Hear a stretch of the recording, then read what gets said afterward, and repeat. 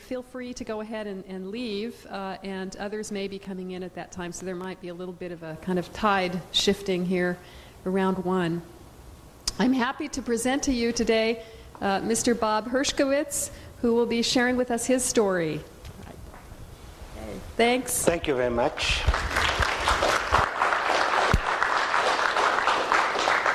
Thank you. Before we start with my story, that'll be the second hour, I want to give you a little historical overview why the Holocaust happened and how was it possible for a sovereign nation to organize such a Holocaust and the rest of the world to stand by. Anyway, I put that on the screen. We learn from history that we do not learn from history. That's the main reason I'm speaking to you and to every school that I've been invited, because we have to be aware of what mankind really is or what man can do to man. The only thing is they always say history repeats itself. If history repeats itself, we call it political science, right? So anyway, we really don't learn much. For me, the most dramatic picture, photograph, I have to get used to that machine, you know, it's very fancy, and Everett Community College promised me if I'm successful I can take the whole installation with me home, right, Craig? So anyway, for me that's the most dramatic picture of World War II. We have all seen those icons of the Marines raising the flag on Iwo Jima, D-Day, the GIs storming the beaches of Normandy, and those are all very, very dramatic pictures. For me, that's the one. For several reasons, and you'll have to find yourself the reason why I think so. What does it show? Strangely enough, we don't know who those people are. We don't know their name. We can't even really define the sex of those little babies. The only thing we know is exactly the time of the day, the date, and the geographical area where they are. And we know one thing also for sure, that in less than 2 hours, that old lady and maybe 1, 2, 3, 4 little babies, little kids walking with her will be dead. In less than 2 hours, they will have been undressed, put in a underground gas chamber with 1,200 other people. 20 minutes later, their bodies will be dragged out, put on a elevator, and sent upstairs to the crematoria, to the ovens. So in less than 2 hours, those 4 people, or 5 people, will have been turned into a handful of ashes and black, greasy smoke. And why? For one reason, for one simple reason. They didn't do anything wrong. They never had time to sin or to kill or to hurt other people, but they were born Jewish. And that was their death sentence. The place is Birkenau 2. The date is 25th of August 1944. And like I said, the place is Birkenau 2, who was one of the camps in Auschwitz. And those are part of a 3,800, I believe, or 4,500, the numbers don't matter anymore, Hungarian Jews who were sent to Auschwitz from Budapest to be killed there. Now, the question we ask, how is that possible? How did that all happen? And I'm sure that historians will ponder those questions for a long time to come. So we'll try to answer some of those questions. How was it possible for modern state to carry out the systematic murder of a whole people? How was it possible for a whole people to allow itself to be destroyed? And how was it possible for the world to stand by without halting the destruction? Let's go a little bit back in history.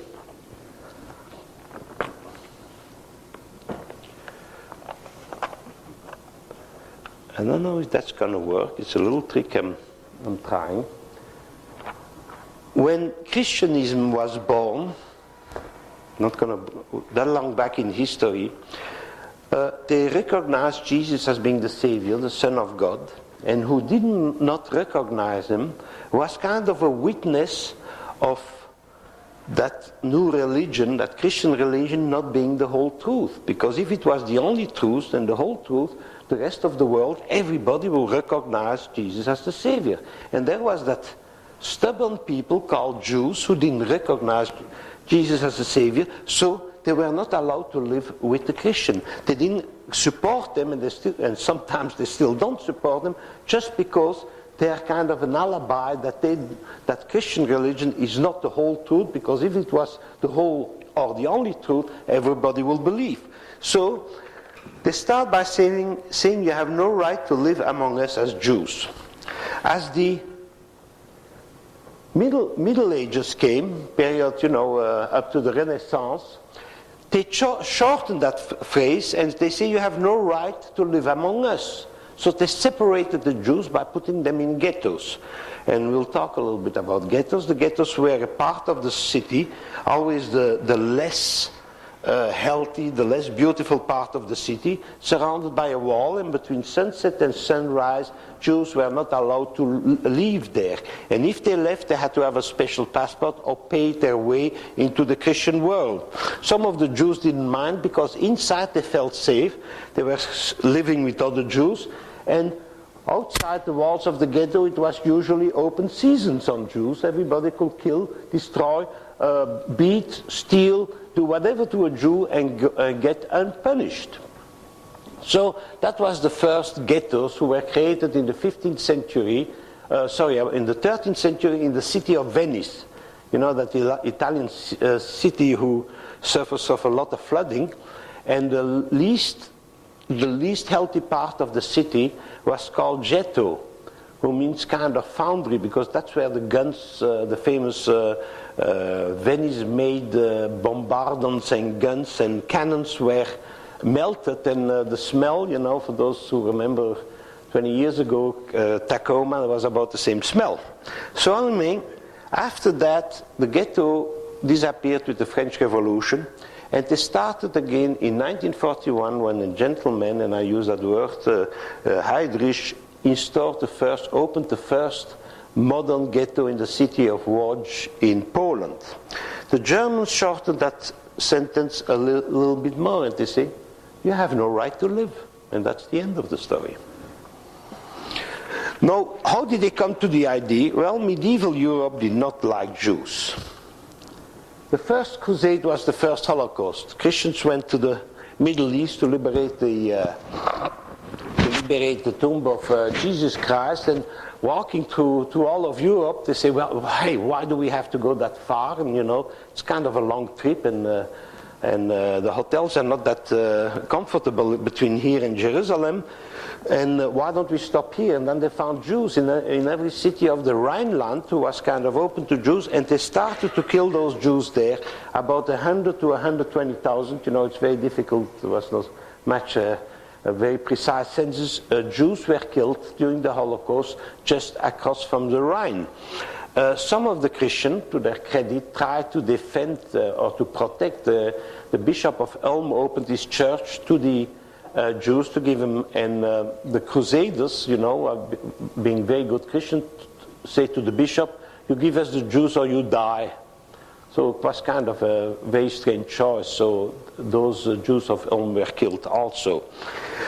And then let me go to a little detail which is interesting, who will come back. The martyr of William of Norwich. William of Norwich was a little boy living in Norwich, England. That's why he's called William of Norwich. And one day, a day before, around Easter, 1144, he disappeared. His body will be found only later, and directly an accusation showed up, one of the first of what they call the blood libel.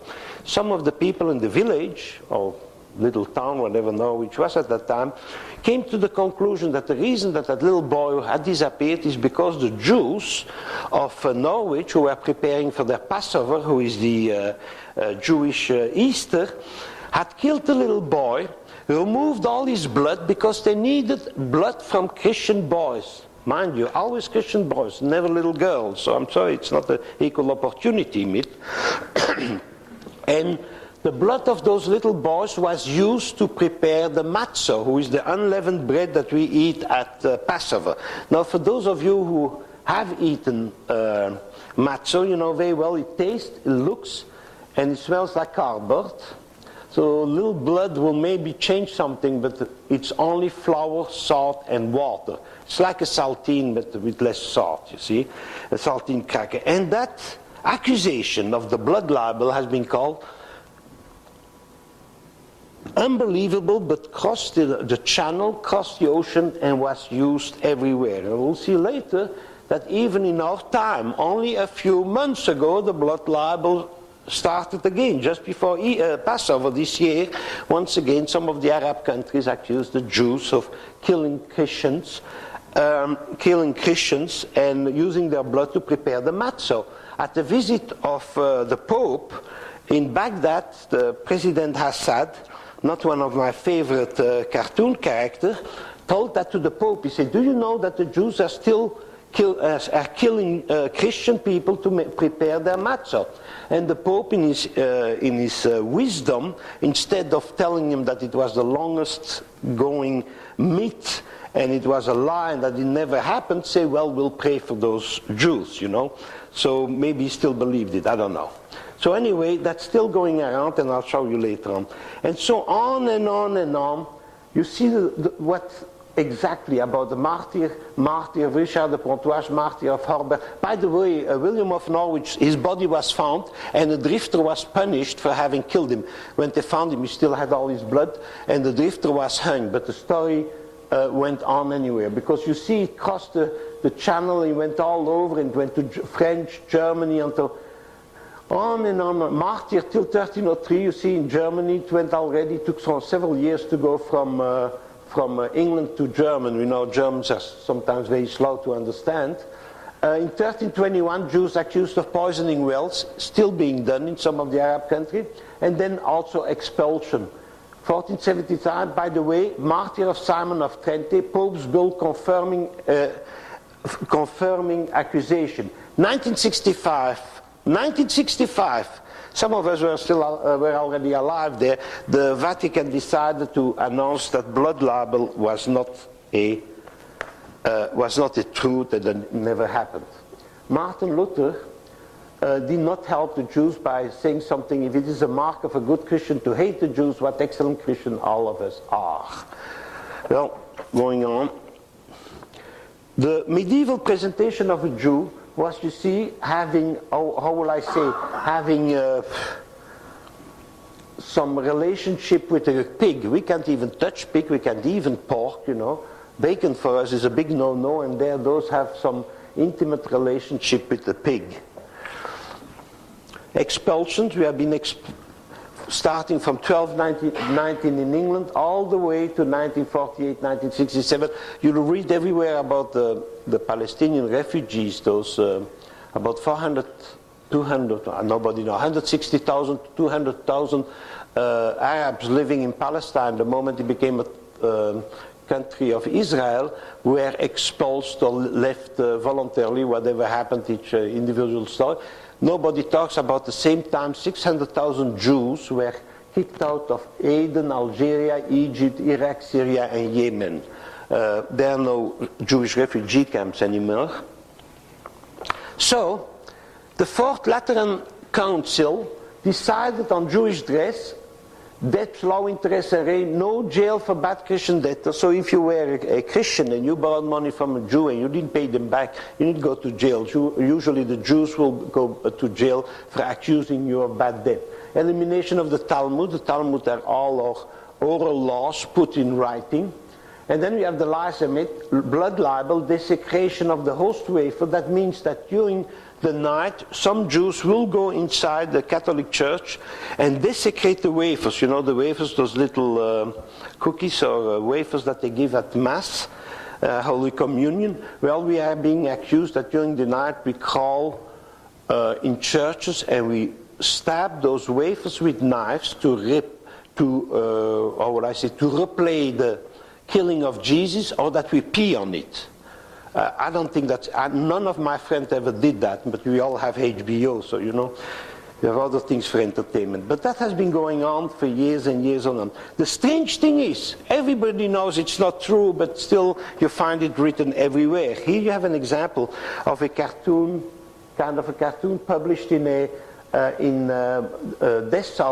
Passau in Germany, 1478, where the Jews were accused of desecrating the host.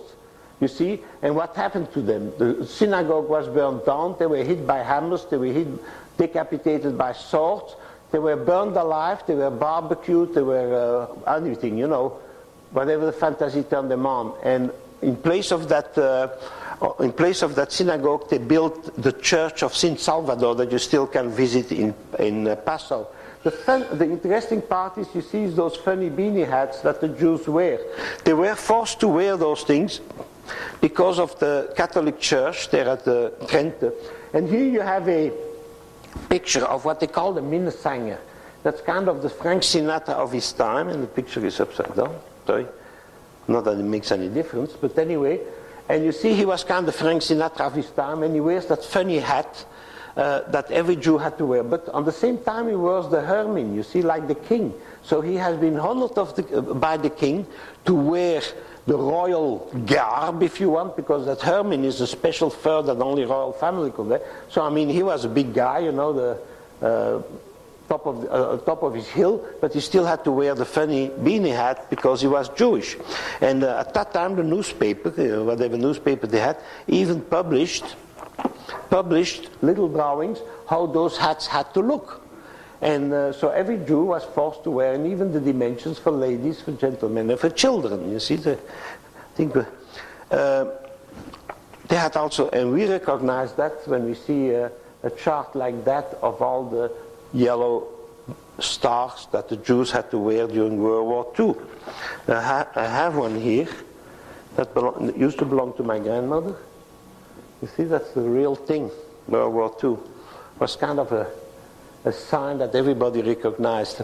I have to say that in most of the Western Europe, and I'm talking about France, Belgium, and Holland, when you walk with your yellow star, Christian people, and I mean real Christian people, will salute you, and gentlemen will remove their hats. That's not exactly what the intention from the Germans. If you later want to check that out, please be my guest. And Germany was always very comfortable with anti-Semitism. Those are postcards. It's a postcard from the Bahnhof Hotel Kellnerhof in Cologne, Germany, and there is written on it that the Jews are not allowed in this room. Though the worst guy, we know who Hitler was, we know who Goering was, we know Goebbels, we know all the big guys, but for me the worst guy was this one. Now, doesn't he look like a bad guy? You know, no hair, black mustache, look his little beady eyes. Plus he wears one of the worst uniforms in the world. What you don't see, you can't see it on the picture, he always carried a whip, a bull whip, in black leather, with a silver handle that he had received from his buddy Hitler for his 40th birthday. And the whip was used, or so he said, every time he will see a Jew, he will kill him with his bullwhip. Thank God, personally, he never met a Jew. I think thank God for the Jew. The reason he never met a Jew was that he was so bad as a Nazi that they kicked him out of the Nazi party. So how bad can you be? But he had put some of the money of the Nazi party in his pocket and lived in a big mansion in Frankfurt, Germany. But he was very dangerous because he was the publisher of one of the worst propaganda magazine ever published in the history of the world. Plus it was very pornographic and anti-Semitic. And that's, for instance, how the newspaper called him. World Jew Baiter #1, I like the high priest of stupidity. And he said Jews, and those are things, quotation out of that magazine. Jews have a demonic or supernatural element. Jews could hypnotize women, overcoming them by a mysterious devilish power. I've been Jewish, and I've been Jewish for 64 years, and I will tell you, no way. No way. Jews use their wealth to destroy German womanhood. I love the next one, as statistic goes. 95% of German girls in foreign brothels have been taken there forcibly by Jews. How did they make that? I don't know, you know, but anyway. And then that's the funny part is, Düsseldorf had only about, I don't know, 200,000 people. Last year in Düsseldorf alone, more than 10,000 women, 10,000 German women have been defiled by Jews. And he got away with all those lies. To be sure that everybody will read the magazine, they were putting kind of frames outside the little city, so everybody, you see mother walking a little baby, could read it.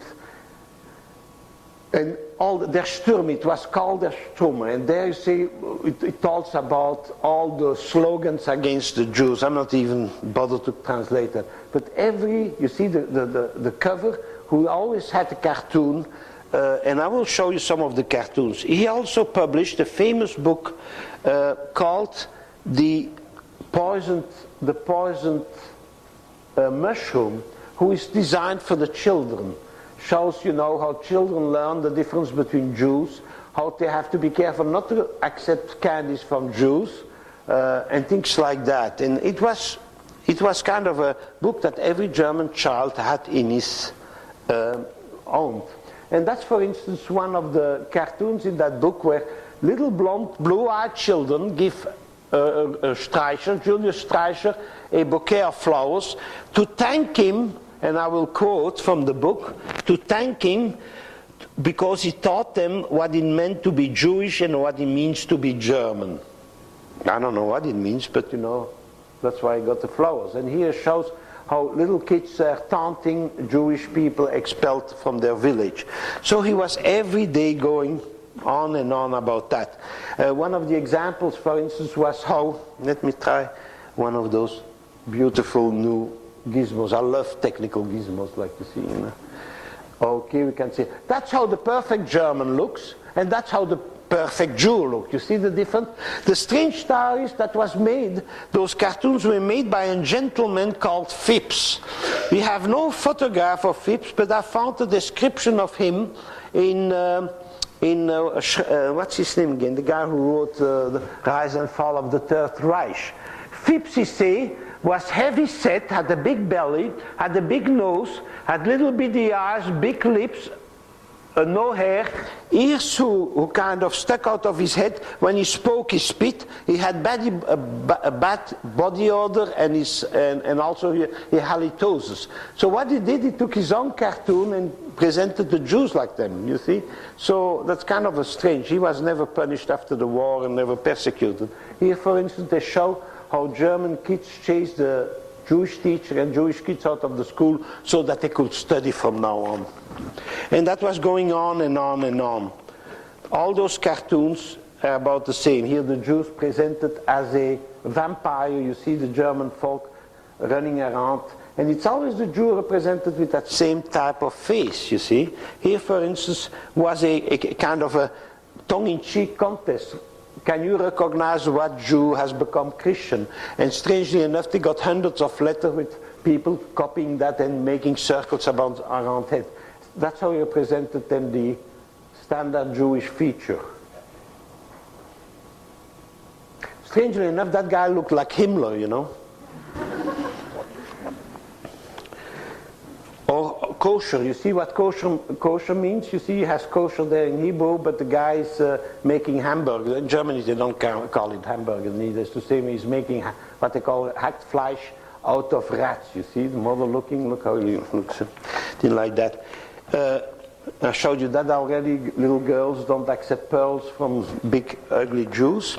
One of the interesting parts is that most of the Germans never met really a Jew, because the Jewish population was only about 160,000 on the population of 62 million. So your chances of ever meeting a Jew were very remote. But there was the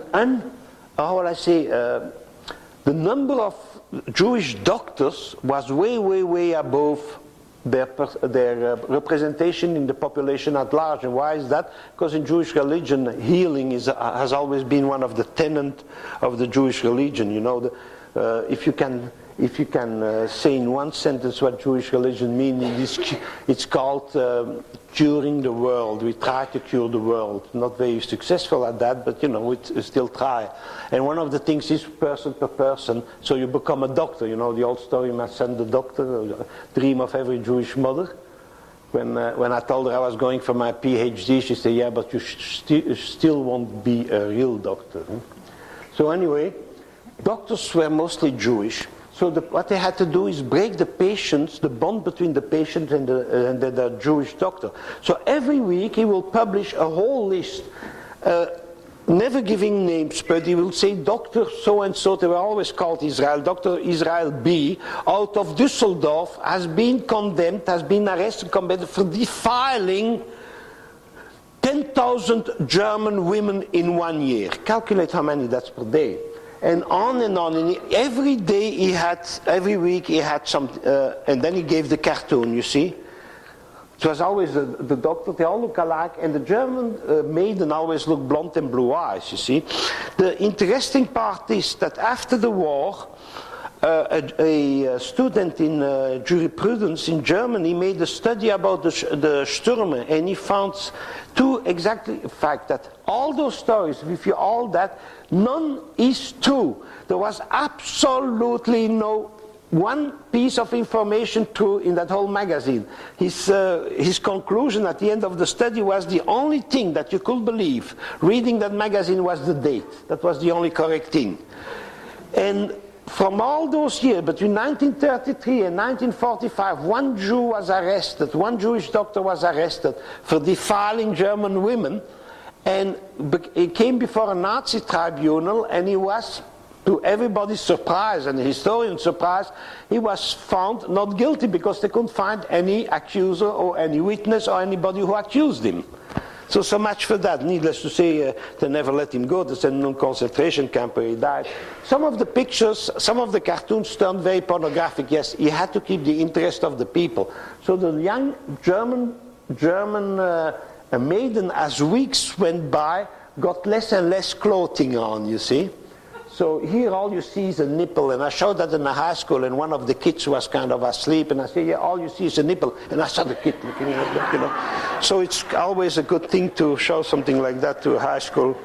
When you're 16 and in springtime, you know, it's a tough life. Movie was also one of the big things. That's one of an ad for the Ewige Jews, the Jew, the eternal Jew. And going back to the ritual murder, you know, killing of Christian boys to prepare the matzah. Let me go back to, let me see, yeah, oh my God, I love that. You see, those are a bull from Innocent IV, another bull, you know, host profanation in Brussels, that's where I come from, 1370. It went all through over Europe. And here you have a picture because they had proof that it really happened. You see witnesses described, and you see the Jews. I didn't have yellow pen, so I use a red one, or orange. You see they have the yellow badge. They have the funny beanie hat. Here's a Christian boy being bled to death, you know, in a place. And the Jews have even names, you see. They're all have Jewish names, so we know that they're Jewish. Eh? And look what Julius Streicher, that high priest of stupidity, said about it. Jews are charged with enticing Gentile children and Gentile adults, butchering them and draining their blood. They are charged with mixing the blood into the man. Oh, yeah. Shall threats, curse, and cast spells against the Gentile. It's called ritual murder. The interesting part is, this year a professor of the University of Baghdad, I don't know in what he got his PhD or his professorship, published a newspaper article and was reproduced in the Saudi papers. Later on, the Saudi papers had to excuse themselves because that same accusation was being floated around. When Mrs. Clinton met the wife of Chairman Arafat, the wife of Arafat told Mrs. Clinton, do you know that the Jews poisoned the wells, or the drinking water wells in in Palestine, and Mrs. Clinton, who had no sense of history, said, is that true? I'll have to look into that. And her aide, who perchance had a master's degree in history, kind of fell off of his chair, you know, her chair, thinking that, boy, you know, we don't teach enough history in this country. That's a cover of the Stürmer magazine, and you see, that's the headline. It said, German weekly to fight for the truth. And like I said, there was nothing true, only the date is true, you see. Nuremberg, May 1939. And then here the banner, the Juden sind unser Unglück. The Jews are our unmaking. Strangely enough, at the 50th anniversary of the death of Streichery was hung in Nuremberg in 1946. A English version of his newspaper was published by an outfit in California. It's always California where all the weirdos are, didn't they? Jewish murder plan against Gentile humanity exposed, victim of Jews. And if you go now on the internet, you'll still find Jewish ritual murder, you know, that it still exists. The results were not long to be waited for. In 1933, when Hitler started to take power, the first thing he did on April 1, 1933 was boycott of Jewish stores, and that started the whole thing. The result was that in 1944 or 45, that guy sent that picture to his children and to his wife at home. I presume they said, Daddy, what are you doing during the war? What are you doing for the German Reich? And he sent that picture and he wrote on it, I'm not sure if that's correct, I do my duty for God, Fatherland, and der Führer. He did do two mistakes. First, he killed Jews. That was his first one. The second one was to take a picture of that, because after the war he was punished for that. You see, by the way, those Jews are hung backward with their hands tied behind the neck. After about 1 hour, their arms are wrenched out of their socket, and about less than 2 hours they died of suffocation, which is about the same death as crucifixion. So there is maybe a symbolism in that. This one is dead, and I don't think those are still alive. And there he stands there, very proud of what he just has done. Those were the Einsatztruppen. Those were groups who followed the Germans, the German army, through Poland and Russia, and killed Jews by machine gun and pistol. They had to find something else. By the way, that's a facsimile of a report, a facsimile we use it, cell copy now, of a report sent where they had how many Jews they had killed in several months. And you see in that province of Latvia, it was Judenfrei. They had killed every Jew here. They had killed a total of 128,000 in less than a few weeks. More details. The Germans were always good at keeping records. You see, that's a copy of a record that they had killed 383,211 Jews in Bialystok alone in 3 months' time. That's about 100,000 a month, you see. So they had to organize, they had to do better than that, because they couldn't make it so easily. So on January 1941, in a place called Wannsee in Germany, they sat together, 1942, they sat together 13 or 14 German higher ranking from every ministry, justice, communication, railroad, SS, Gestapo, army. They all sat together, decided how to kill the Jews. And that is the addendum where they planned to kill 11 million Jews. They even tried to kill those ones in a neutral country like Spain, Portugal, Ireland, you see, England, countries who were never occupied, but that was their total. They used for that very, very nicely a machine, you heard about that computer machine who caused some problems, IBM, at one of the last stock meeting. They were I don't know if they were successful or not successful. The end result is still about 6 million Jews who were killed. So let's go a little bit faster. What the ghettos really represented. You remember, ghettos were an invention of the Middle Ages.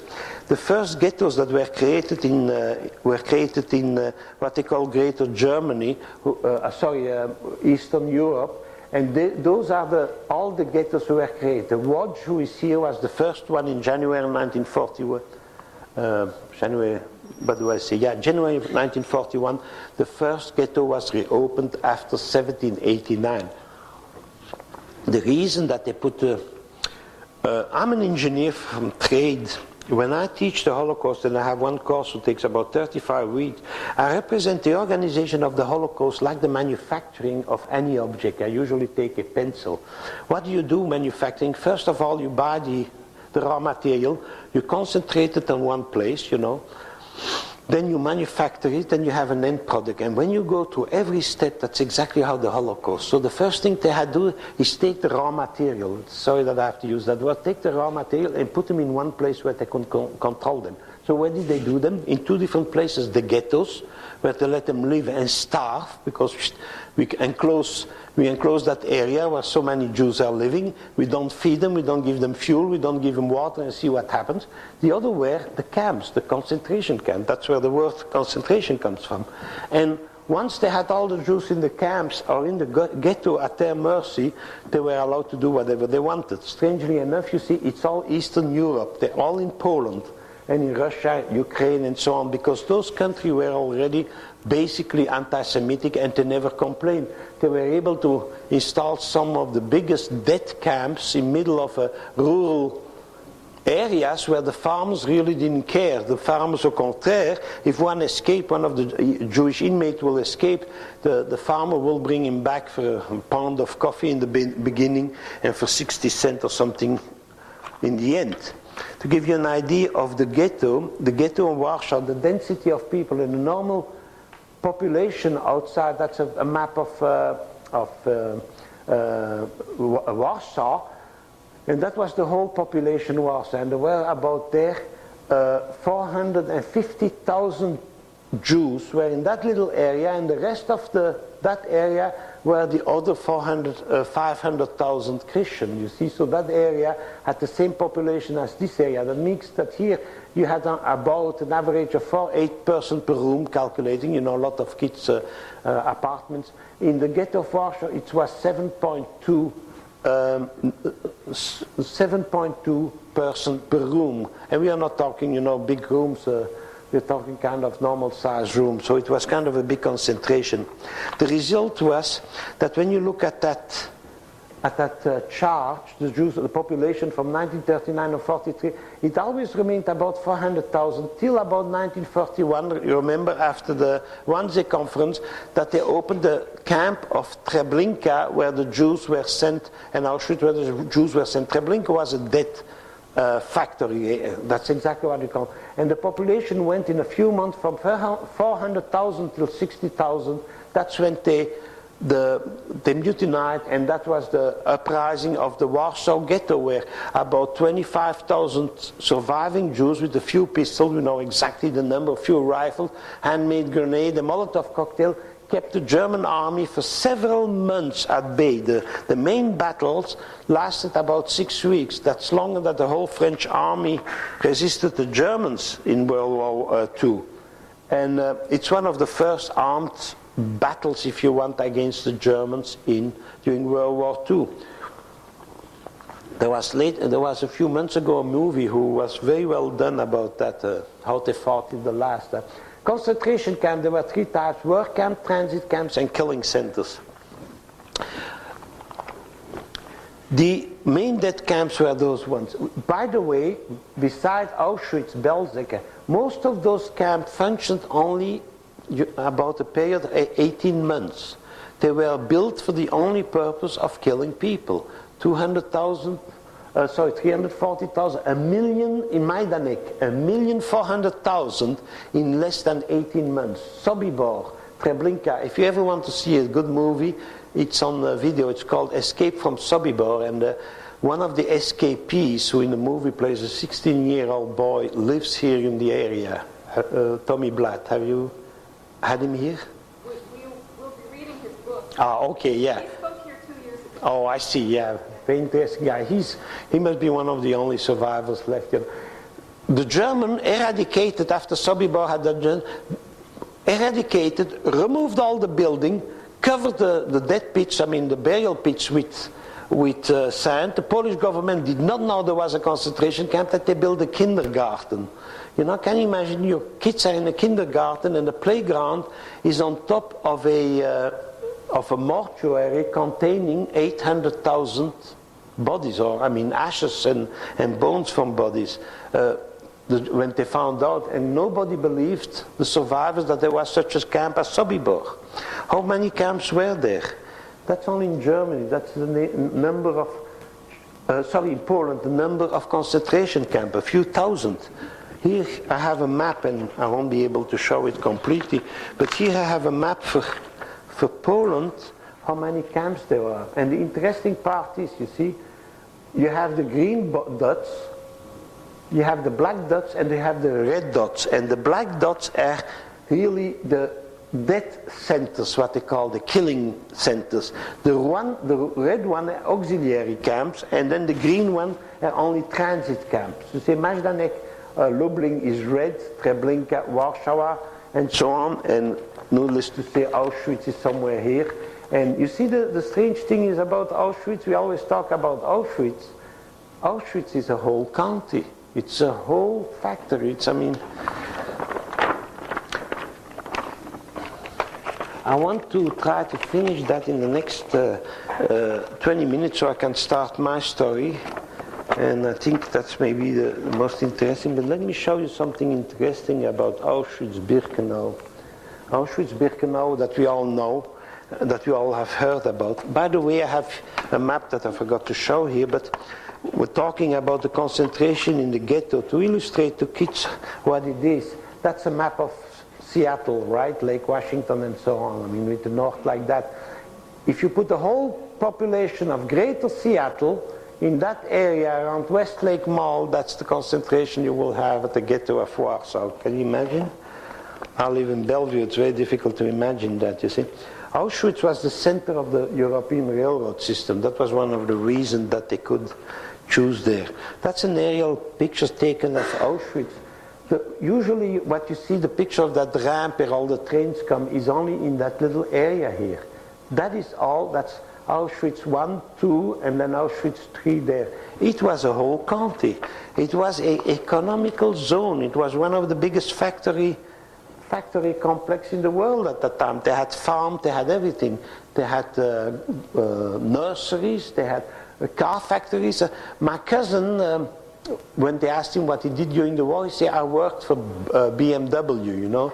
The people say, wow, what were you doing? He said, I was building engines for Stukas as a slave, you see. So you could say that he had worked for BMW, but he had been, not in Auschwitz, but in Dachau. Every German company that you know, Mercedes and so on, Auto Union, had their factory there because they could use slave labor, you know.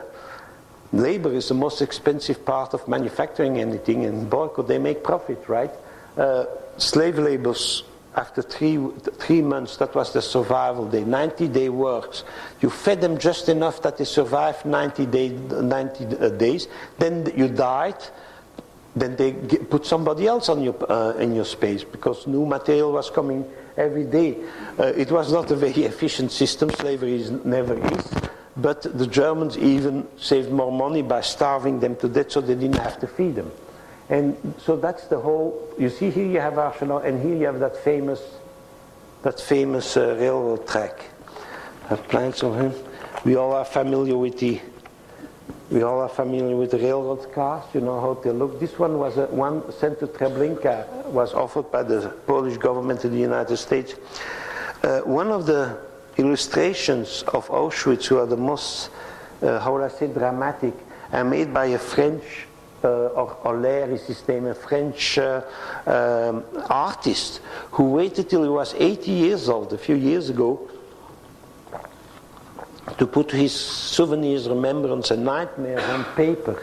That's, for instance, the camp inmates coming back to work. You see the dogs, the guards. By the way, the guards were not Germans, the guards were Lithuanian. And some people had tried to escape, and that was their punishment. One of the chapters who hasn't been written yet completely is the resistance in the camp. Tremendous resistance, all kind of forms. That was, for instance, one of the forms where they held a a religious service in one of the barracks. And it's very interesting that the Christians are sitting on their knees, or praying on their knees, without hat. The Jews are standing with their hats. They have Star of David, they have a cross and a handmade pictures of Jesus Christ, while one of the other inmates checks at the door to see if anybody comes. You see something that happens. Multiple stories and things like that. That's the famous picture taken by the United States Air Force by a B-17 at 35,000 feet. It's only in 1976 that some guy from the CIA collecting those found out that what they had taken was really a group of Jews going to the gas chamber, you see. And that here are the two gas chambers from Birkenau with the chimney, you see, and here underneath is the gas chamber. That's the crematorium, those two buildings there. It's only later on. That's a picture of Auschwitz itself, how the beds looked. They slept there with about 12 people in one row, and when one turned, everybody else has to turn. That's Birkenau, the women's camp, a picture taken. You see how many, remember that tonight when you're alone in your little bed. Here is the signs that they wore on their chest. It's kind of interesting to find out that on Capitol Hill in Seattle, there is a store called the Pink Triangle, and a young lady who worked there, you know, obviously a gay person. I asked her if she knew what the symbol, where the symbol of the Pink Triangle came from. She said, well, that's gay pride. I said, yeah, I know that, but where does it come from? She had no idea. So I'm always teaching people. My wife accused me of being a teacher 24 hours a day. So I tried to explain what it was, but I looked in her eyes, she didn't believe me. Anyway, some of the other victims were the homosexuals, the handicapped. I have two handicapped, the homosexual. The Poles, here I leave those books with you. The Polish people, the Sinti Romas, who are the gypsies. And here I have a little book on the resistance during the Holocaust. So those are the books. So anyway, well, why don't you keep those? Shall I pass these around? Yeah, and then keep it here. A little gift from me. So anyway, the Jews were not the only victims, but they were the only ones who were legal victims. That means that they had passed laws. That's a reconstruction of the gas chamber. Now look at the famous building here with the square chimney. You'll see that back. Here how the ovens looked, you see, it's not a grim scene, you see still some bones. One of the fascinating parts, you know, there are people who really have no shame. In 1951, the German company who built the ovens of Auschwitz asked a renewal of their brevet, the patent. They wanted to renew their patent. They were the only one in the world who were building ovens who could burn 1,200 people a day. They wanted to renew the patent. I mean, there is no word to describe, you know, the arrogance of people like that. Anyway, the German patent office told them no. So next time somebody wants to build, you know, gas chamber and ovens, they don't have to pay that company any duties. That was one of the boxes, the color was blue, of the poison gas that they used, you see. Even somebody collected all the bills to show how many tons they used, you see. And that was built by a company called Degesch, Deutsche Gesellschaft für whatever, I can't read it from here, für Schädlingsbekämpfung. That means, you know, to kill bugs. The interesting thing is, Degesch made the gas to kill Jews. His son and he and the father had the business. They were never prosecuted or punished for, and they know very well where to produce that gas for. But the grandson is now in jail. And you'll never figure out, who was born after the war, by the way, why he was in jail. Because he sold the same gas to Saddam Hussein. You know, it's a family tradition. Why stop? It's good business, right? So he's in jail for selling the same gas to Saddam Hussein, who killed the Kurds with it, you know. Grim reminder, photograph of the more than 100,000 of pairs of shoes that they still have there. I have here, and I'll go very fast over here, I have a collection of photographs taken at Auschwitz on one day in August 19... Remember that first picture in 1944? We're not going to look at all the pictures because I want to tell my story here. But that was when a convoy of Hungarian Jews came to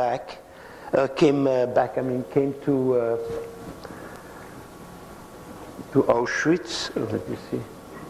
That should do it. Came to Auschwitz. You see, they all wear the yellow star. No, that's not that good. Oh, okay, we'll keep it like that. The interesting part is that it's the only pictures ever taken.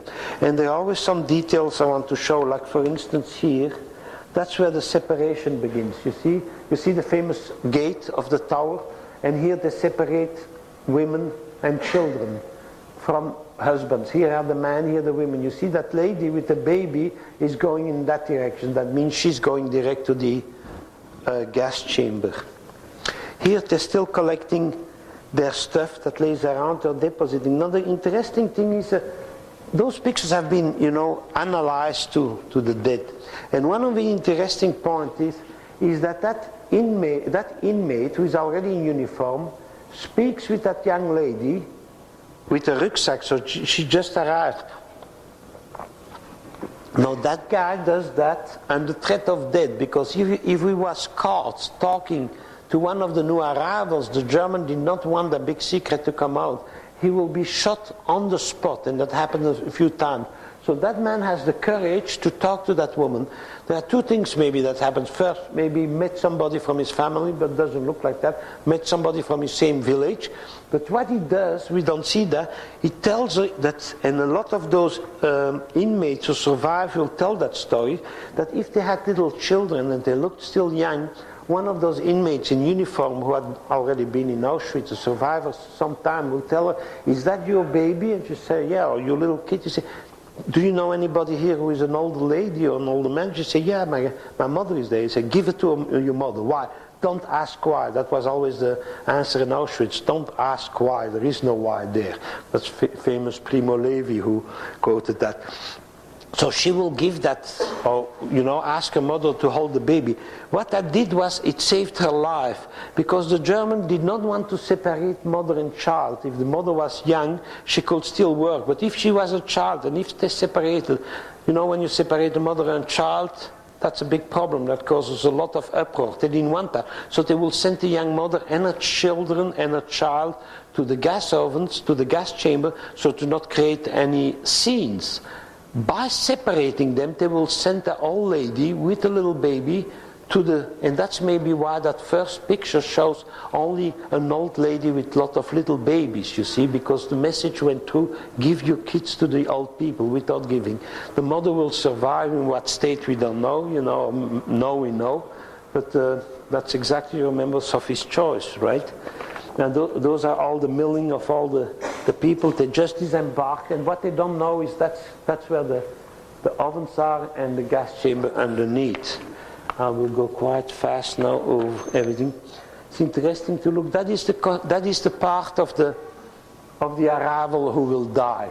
You see the little kids. It's August. It's very warm there. In Auschwitz, it's very hot in the summer, but they're all dressed very warmly because they could carry only what they could carry or take along. So they had each one suitcase, one rucksack, one bag, and whatever clothes they could wear. And because they didn't know where they were going, but they knew wherever they were going, the winters could be harsh, they put all those warm clothing on them, to be able to carry as much as possible. That's why all those people in the month of August are all so much dressed up, the best that they have, the warmest that they have.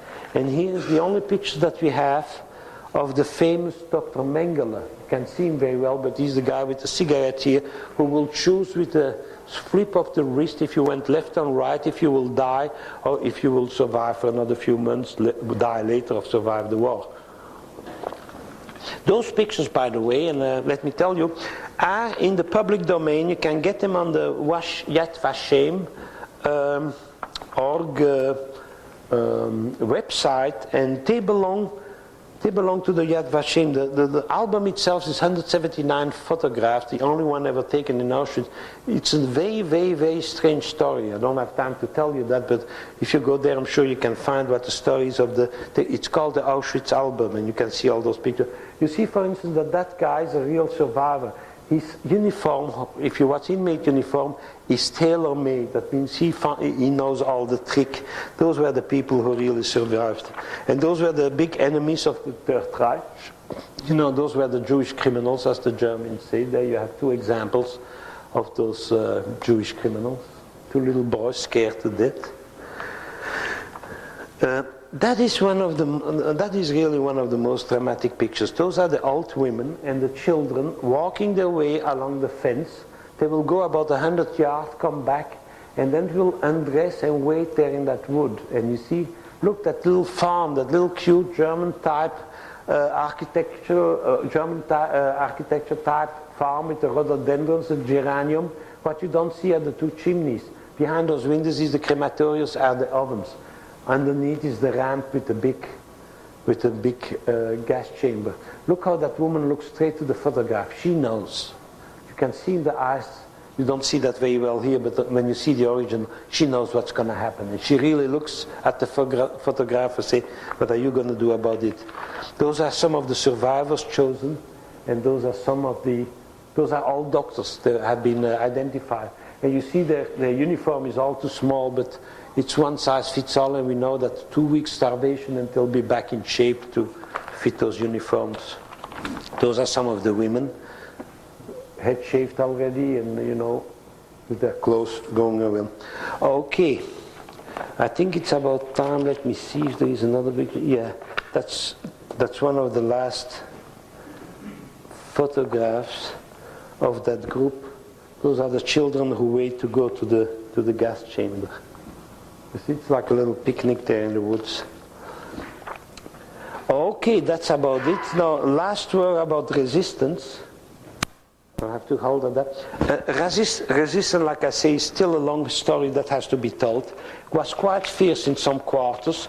Partisans in the concentration camp, in the ghetto. It took all kind of different forms. I could spend several hours talking about the different forms that resistance took. One of the problems was, and that's a good example of it, if you had one resistance in a village and he was caught, the whole village all the men in the village were shot. So it was kind of a collective culpability, and that made it very difficult for some people to react and to resist. Here's a group of in concentration camp inmates who tried to escape. One of the problems in the concentration camps that once they escaped, they were not in friendly grounds. They were on enemy territory. Or the form was keeping records. That's one of the three milk cans that they found that with the history of the ghetto, Warsaw Ghetto. One historian every Saturday night will meet with all kind of other historians and authors and poets and so on, and they will write what happened during the week. They will be written, they call that the Onek Shabbat, which is the feast of the Shabbat if you want, and all those writings were put into milk can and buried. After the war they found 2 out of 3 milk cans. One is still buried somewhere under Warsaw, but it gives a very accurate and very beautiful told story of what happened in the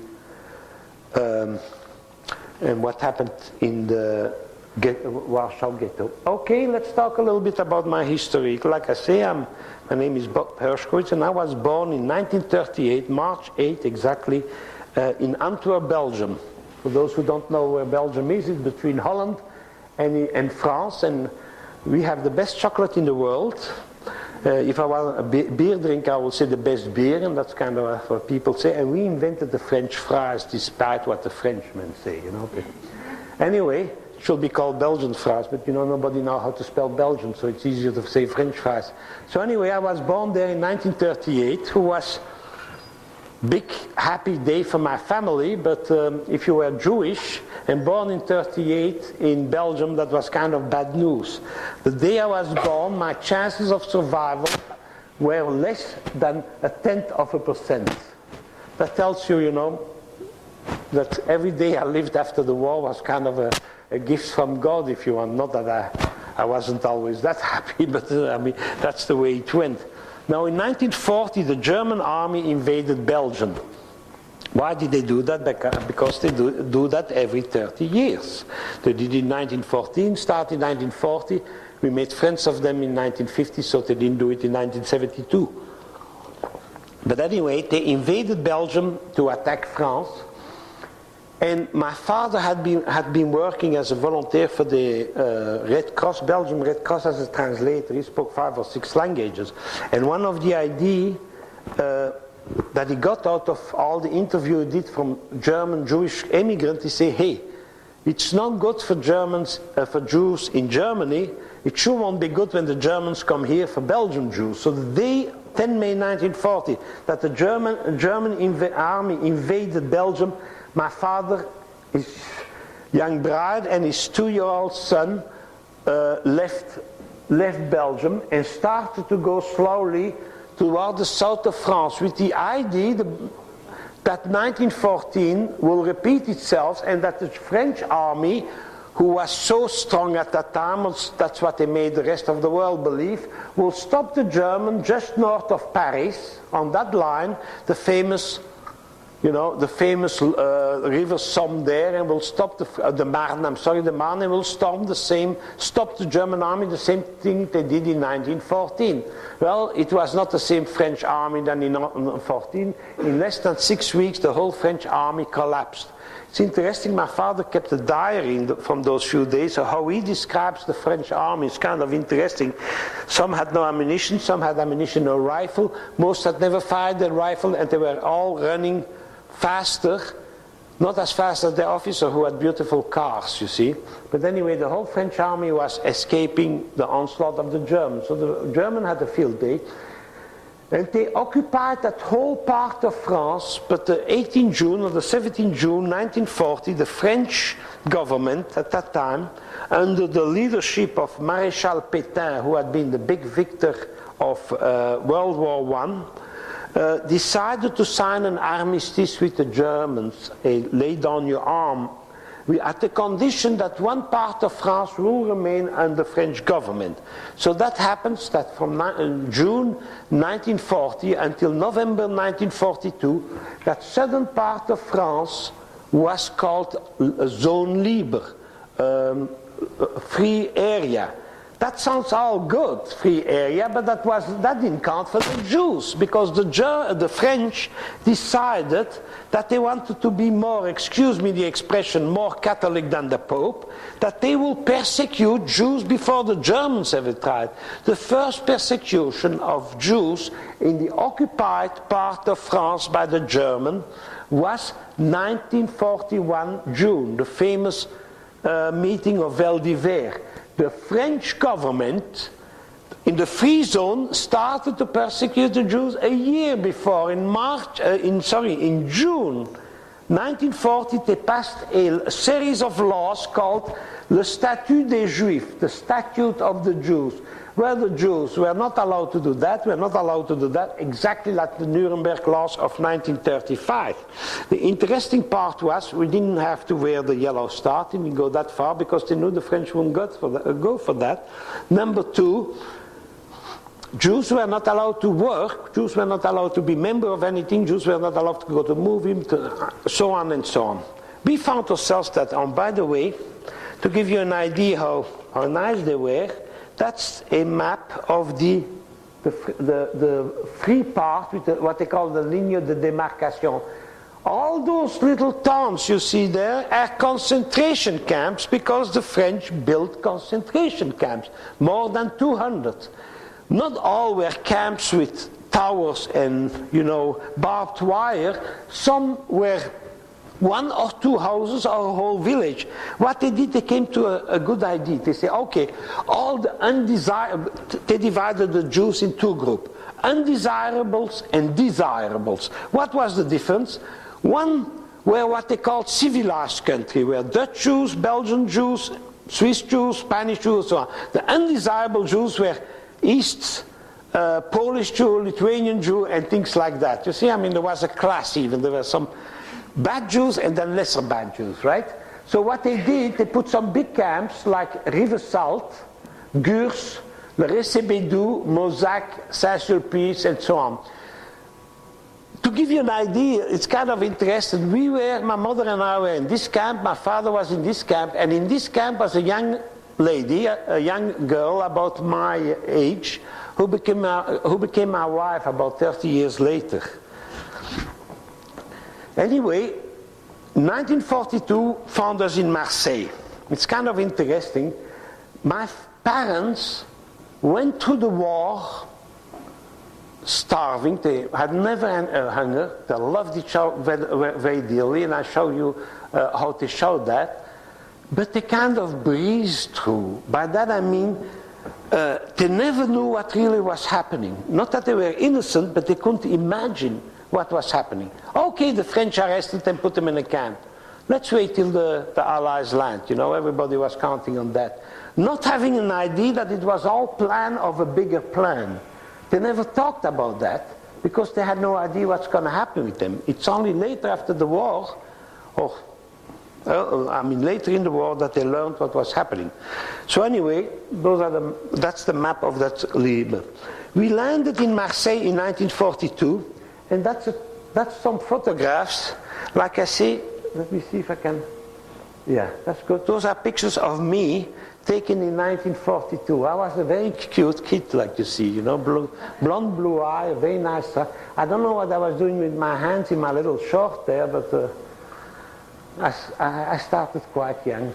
Anyway, I wanted to be a little Frenchman, you see, so I put a beret and I saluted. I was always kind of very militaristic. What you don't see is on the beret I had a little red pom-pom here because the French Navy had the black beret and still have with the red pom-pom, and I wanted to join the Navy very badly. It took me another 20 years before I could join any Navy. Anyway, Marseille 1942, my parents decided, hey, that was the place, they were okay. But we'll pass as Christian. So we changed those name from Herschkowitz to Herbier, which was kind of interesting because how do you teach a little 4-year-old boy what his name is?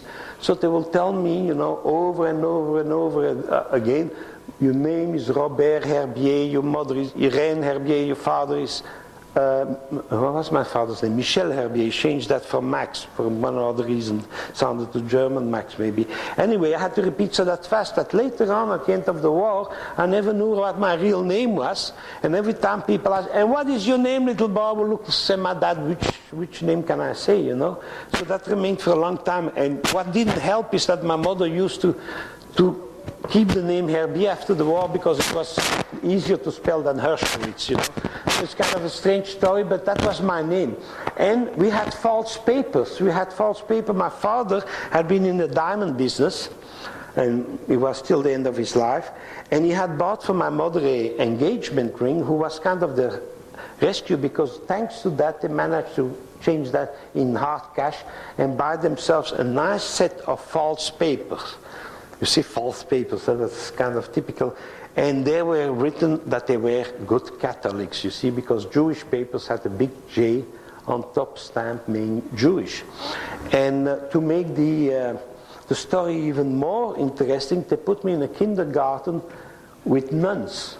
You see, there was a Catholic kindergarten, and every day Monsieur le Curé, the priest, the father will come and teach all those little guys, little guys and little girls, the catechismus. But the Mother Superior knew that I was really not a Catholic, that I was kind of a Jew in hiding. So what she will do, she will take me out of the class, who was psychologically a big mistake because all the other kids hated me for that, you know. Why does he doesn't have to listen? But anyway, she will take me to her office and play the violin for me, you know. It's kind of sweet. Anyway, we lived there kind of very happily, and you see those pictures taken on the beach. We went on, you know, bathing, and we walked on the street. That's the little place where we lived. We lived on top of a cafe. Raft Cafe. Marseille was a sailor town, and still is, you know. And it's a very rough there, and we lived on top of a cafe, and the owner of the cafe was a blonde lady, who was kind of whose surname was Zizi. For those of you who teach French, don't ask your French teacher what zizi means, you know. It's kind of a slang word for the male appendage, you know, sexual appendage. Tells you something anyway. One of the first nights we spent in Marseille, we didn't know where to go exactly, and we didn't have papers there, so we met a Frenchman on the street of my parents, and they asked, where should we go and spend the night? Where they don't ask paper. He said, well, in the bordello, right? Where else won't they ask paper? In the French bordello. So when I said, gee, that looks like a French bordello, I know why. I've been there. So I spent there in the morning. My parents woke up and they looked around, and I was nowhere to be seen. Big panic, you know. I was always a little wanderer. So they rushed down and they found that all the young ladies of the establishment had all breakfast together in very different, how would I say, different state of dress or undress, more than that. And that I was going from lap to lap and being fed by those young ladies, you see. So when they asked me, how did you spend your youth? I said, well, the first time I went to a French bordello, I was 4 years old, you know. And very well received. Why do we know that? My parents kept a diary. And also when they were separated later, they wrote to each other postcards. The French concentration camp authorities allowed the inmates to write to each other, about one letter a month, a postcard, no bigger than that. Like I say, my father was a diamond worker, so he will take a pencil with a little razor blade, will make a very tiny, tiny point, and then with his loop, you know, spyglass, he will write to my mother, and she will do the same. When you type one of those postcards, that's the verso, recto and verso, vice versa, on different dates. Try to read that. It takes about 2 typed pages on Microsoft Word to tell what they were able to tell. And they kept all that. Not only that, wherever my mother was, even in the camps, she managed to have a postcard from that area. And during the war, not much to do, she put like a travel album, like when you go your first trip to France or Holland or Europe or Hawaii, you know, and you collect all your ticket stubs and the airplane ticket and pictures, me and my mom before the Aloha Hotel or things like that. That's what she did. We found those when our father died. I never mentioned that. We found that strange box, cardboard box. We opened it and we found a trove, photographs, objects, yellow stars, even a champagne cork from the end of the war, where they had written 5 May 1945. We are still alive, or something like that. A little box, handmade box that my father did for his matches when he was in the camp. Out of a block of wood, you know, he kind of whittled a little box with a little handle, made a little thing that's still in Belgium now. They kept all that. My father even had a camera, and in one of those letters he explains how he hid the camera inside the bread. He always carried a piece of bread, you know, they all did, and inside was a big hole, and there he kept that camera. And where he got filmed, God knows, you know, must have stolen from the Germans or from the French, or he got it, you know, by bargain or something like that. So the result was that I have pictures of my father in a concentration camp. And that is, so what happened exactly? To explain everything that's on the picture, I have to tell you what then happened when we were in Marseille. In 1942, in November 1942 exactly, Operation Torch, the Allies, and the Americans mostly, land in North Africa. And you know, Oran, Casablanca, you saw the movie Patton, I hope. You better see the movie Patton. Anyway, the Germans decided they could not trust the French. They expected the French to collapse, the French army or the French government to collapse, so to occupy that free zone, and there was no free zone anymore, and suddenly all of France was occupied by the Germans. They found out that the French were persecuting the Jews, putting them in a concentration camp and letting them rot there. That was not the German plan at the end of 1942. The German plan was to kill them. So they took over part of the camps. First thing they did is find out, because they were not sure, there were not enough Jews in all those camps. So one day they closed several streets in Marseille and checked the papers of everybody. And we were happy. We had those papers. We were Catholic. We were named Herbier. The first guy who looked at paper, he said, those are false, and threw them away. So we had lived for 2 years in that false, what I say, illusion that we had good papers because nobody really looked at those papers. So we found ourselves arrested. Now, it's kind of a strange situation. You heard already other survivors talk and things like that, and they have dramatic stories to tell, and rightly so, about being in a concentration camp. I was 4 years old when I was arrested by the Germans. People ask me, was it a shock? Well, I have to be honest with you. It was the first time that I drove in a truck, and that was very exciting for me. And yes, I cried, because I couldn't sit in the cab with a German soldier. I had to sit in the back of the truck. So for me, World War II was kind of a situation, an unreal, like my son says, he's a journalist major, Kafkaesque situation. For me, World War II was not as dramatic as some of you were, because everything was happening to me. I had absolutely no control over my life. Nobody has control when you're 2 to 4 years old. And as I tell my story, you'll see that some strange happenings happened to me just because I had no control and I didn't know what was happening. Yes, there were dramatic moments when I saw myself separated, my mother and myself separated from my father. And I remember that. And when you ask any survivor what was the most dramatic, is when they saw their parents for the last time. No, I didn't see my parents for the last time, but at that moment maybe I thought. And I remember standing on the side of the road with my mother with all those gendarmes and German soldiers. I'm not sure about German soldiers, but the French miliciens, who were the French fascist troop, surrounded us with rifles. And my father going away, we were separated in another truck, and he was sitting at the end, and he said in Flemish, in Dutch, he yelled to my mother, and he said, take care of the kid, the bastards won't get me. Needless to say, he was hit, and then he disappeared inside the truck. And that remains all our life, and the bastards really never got him. He was a very gutsy fellow, and here is his picture. And that was taken in the camp of Rivesaltes. Here is a picture, and here is again, where they had to break big rocks, in little rocks. Interesting part is that the camp of Rivesaltes had been built by the French to put there the Republican soldiers who had escaped after their defeat from Franco in the Spanish Civil War. And most of the inmates there, the big bosses, if you want, the one who had been there forever, were Spanish. So most of the inmates learned Spanish there, and that's where my wife learned so well Spanish, and brother-in-law, because that's what they spoke in the first camp. I was too small for that. But anyway, they discovered then, very strangely, that my mother was pregnant. Now, being pregnant, a Jewish young woman being pregnant in 1942 in occupied France and in a concentration camp is not a good idea. It was even how it was possible. We discussed that after the war, and my father said, well, they thought they were safe in Marseille. They had a false paper. I was in a good school, Catholic school.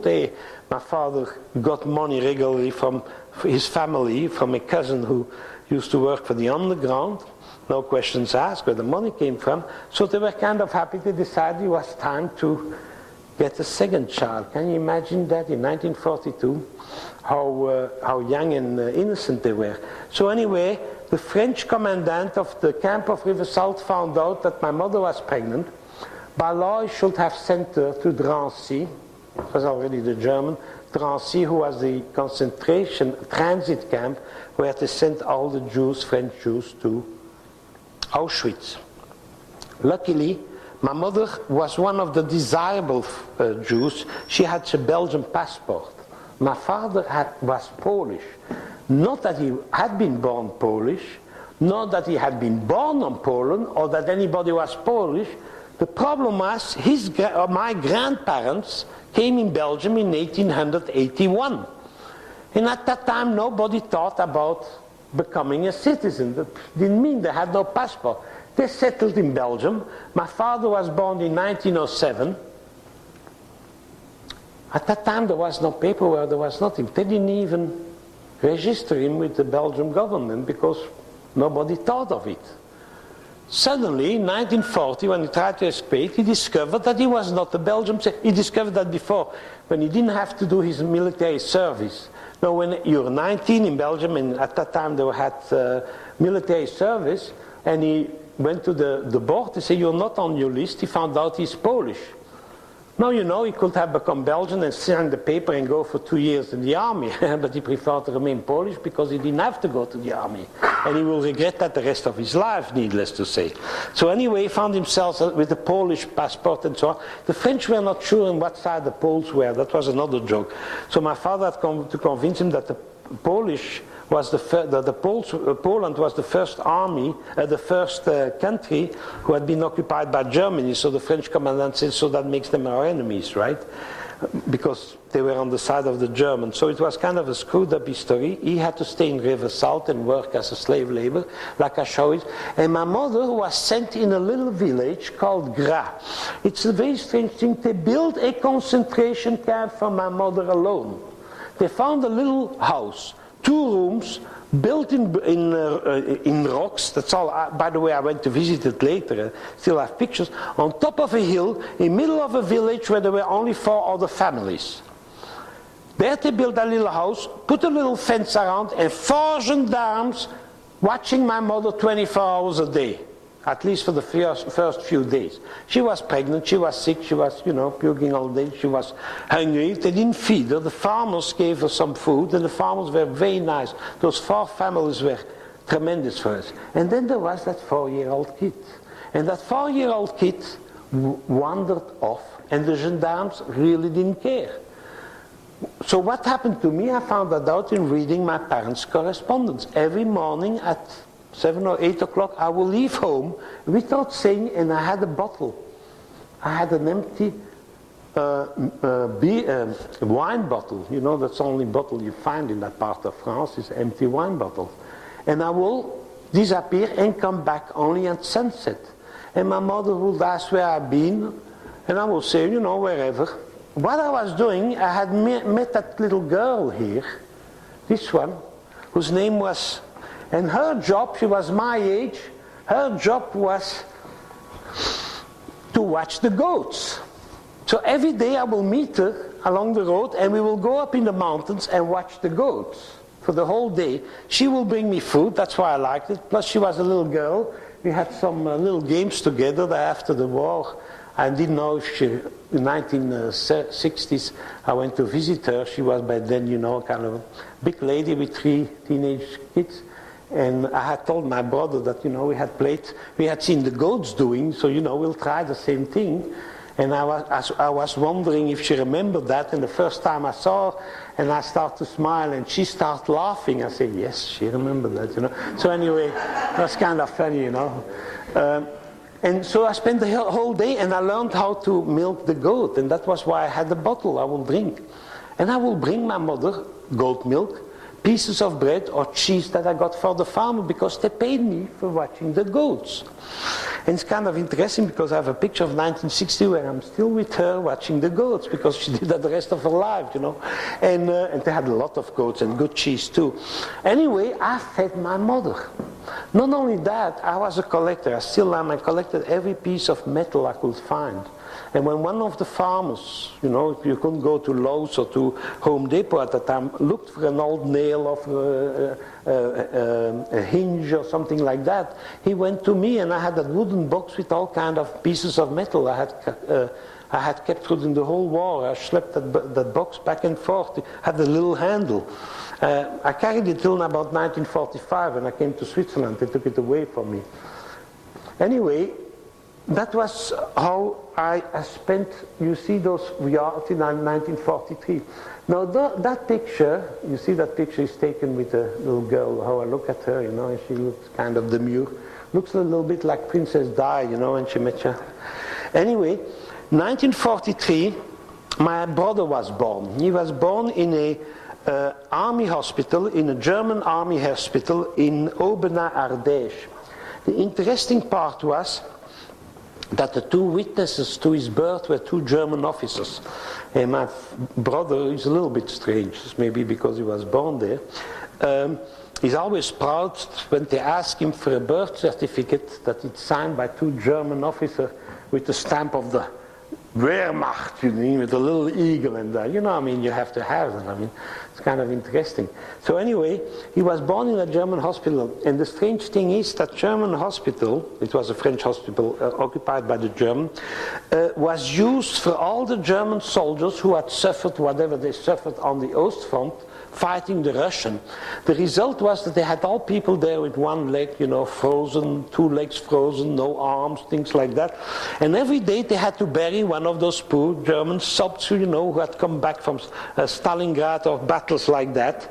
And my mother had to stand in front of the window, you know, of a room or downstairs, wherever she was, at attention while the Germans will bury the guy and play on the mouth harmonica, you know, their little dirge. They will take a picture of the helmet, flowers, and the cross, and when the picture was taken, they will take the helmet, the flowers, and the cross away, because they use that for the next burial, you know. But they didn't know that the 2 or 3 women who worked in that, the two nurses, French nurses, and my mother, every time they had to stand at attention, one of those funerals, they will say, yeah, another one, you know. Also a form of... Anyway, my brother was born there, and he was very ugly. And how do we know that? How do we know that? Because at that time, just when he was born, my father decided to escape. What had happened? Suddenly, the river salt camp started to empty itself. Every day, trainloads of Jews were leaving. There were about 60,000 Jews at that time, or 60,000 inmates. In 1943, there were about 20,000, 60,000 left. Something was happening. The rumor was that they were going to the east. They were going to Poland. The French treated the Jews in those camps so badly, would you believe that some of the Jewish inmates who were born in Germany wrote to the German authorities to complain about the French? Not knowing what the Germans were doing, you know, nobody knew that. But there was some rumors. The rumors were that those trains came out back empty, and that they didn't go that far. Then the rumors started, Drancy, that next to Paris, Le Bourget, was that famous camp, and there that the Jews who were leaving were going to a place somewhere that nobody knew. But there came no... Some of the families that remain, I say, well, write us regularly, and they will write and don't get answer. And those people who disappeared never wrote to their family, who is very strange. So they start to be suspicious. So my father decided it's maybe not a good thing. And in that time, while working in one of those carriers, he got injured by a cable who kind of cut his neck, removed a piece of his skin. He had already no teeth from malnutrition. It's interesting, in one of the letters he writes, little trick, my mother was able to get some food from those farmers, and she was able to send 1 kilo, a package of 1 kilo is about 2 pounds, a month to my father. And he wrote, he said, bread, send me bread. And he said something interesting. He said, when you get the bread, cut it in tiny slices, put it in an oven or over flour and make toast of it. Why is that? If you take a bread and you put it in the oven and toast, all the water goes out and it weighs less. So a kilo, or let's say 2 pound bread, turns only maybe, I don't know, 3/4 of or 1.5 pounds, you see. So she could add some other things like dried peas. So were little tricks, and most of those letters talk only about food and about myself, what I'm doing, you know, every day and so on. Plus I was making drawings that my mother would send to my dad that he kept all the time, that I have now in Bellevue. Some of those